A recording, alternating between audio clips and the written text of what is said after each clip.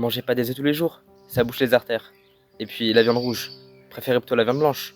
Pas plus d'une fois par semaine la viande rouge, ça fait monter le cholestérol. Ça, c'est ce qu'on apprend à l'école et un peu partout. Quand on y réfléchit, le cholestérol, ça se trouve dans la viande rouge et les œufs. Et depuis toujours, on mange des produits animaux.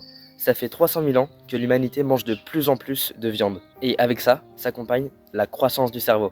En 300 000 ans, le cerveau a quasiment triplé de volume. C'est tout simplement parce que les produits animaux, et plus précisément la viande, contiennent énormément de nutriments qui sont facilement assimilables par le corps, plus facilement que dans les plantes. Les plantes contiennent des toxines végétales qui sont super compliquées à digérer par l'organisme. Et en apportant des nutriments plus faciles à digérer à l'organisme, il avait moins besoin de se concentrer sur la digestion et a pu favoriser la croissance du cerveau. Mais donc pour en venir au cholestérol, le problème n'est pas le cholestérol. Oui, dans l'athérosclérose, ce qui bouche les artères, il y a du cholestérol LDL.